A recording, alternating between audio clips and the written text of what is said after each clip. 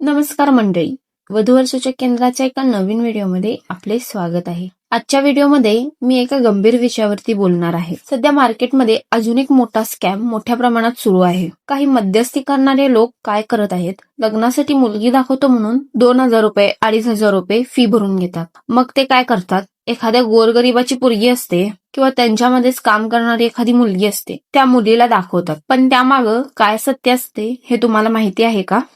ती मुलगी त्या स्कॅम मध्ये सामील असते. ती मुलगी फक्त 500 आणि 1000 रुपयांसाठी या सर्व गोष्टींमध्ये सामील होते. ती एकच मुलगी तुमच्यासारख्या 10 ते 20 लोकांना दाखवली जाते. ती मुलगी पण अशी असते की जिला तुम्ही स्वीकारू शकणार नाही किंवा ती मुलगी तुम्हाला स्वीकारणार नाही. नंतर 2-3 दिवसांनी फोन येतो की मुलगीच्या घरचे नाही म्हटलेत किंवा मुलगीला तुम्ही पसंत नाहीये. मग काय, तुमचे 2,000 पण गेले आणि मुलगी पण. अशा प्रकारे तुमच्या भावनांशी आणि पैशांशी खेळ सुरू आहे. ही एक सत्यता आहे. सगळ्यात पहिला ही गोष्ट आपण लक्षात घ्यावी की कोणताच एजंट कुठल्या मुलीला किंवा त्यांच्या घरच्यांना लग्नासाठी तयार करू शकत नाही. लग्न कोणाशी करायचं किंवा कोणत्या मुलाला करून द्यायचं हे सर्वस्व त्यांच्या मुलीच्या आई वडिलांना किंवा त्या मुलीला. कोणताही एजंट तुम्हाला म्हणत असेल की लग्न ठरवून देतो, तर असं कधीच होऊ शकत नाही. आणि याच गोष्टीमधून लग्नानंतरनं सोने चांदी घेऊन पळून जाणे किंवा 1 महिना 2 महिना मुलगी राहणे, त्याच्यानंतर सोड होणे. मी अशी सुद्धा एक ठिकाणी परिस्थिती बघितलेली आहे की 1 लाख रुपये घेऊन लग्न ठरवल्यात आणि ती मुलगी 1 महिना झाल्यावर 2 महिना झाल्यावर पैसे किंवा दागिने घेऊन पळून गेले किंवा तिथून पुढे त्या मुलगीने नांदणं सोडून दिलंय. अशा कोणत्याही गोष्टींना बळी न पडता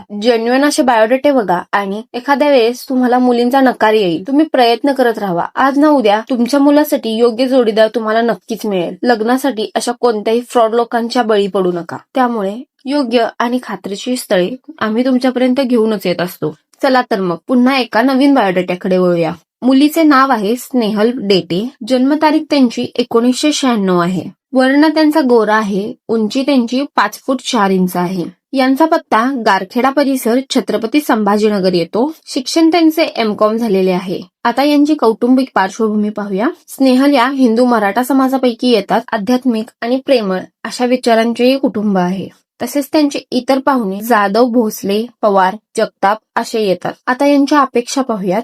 यांना छत्रपती संभाजीनगर या भागातील वर हवा आहे. तसेच उच्च शिक्षित, अनुरूप, चांगली नोकरी किंवा व्यवसाय असणारा वर यांना हवा आहे. तसेच आपल्या ऍप्लिकेशनला नाव नोंदणी करण्यासाठी तुम्ही आमच्याशी संपर्क करू शकता. पुन्हा भेटूयात एका खात्रीशीर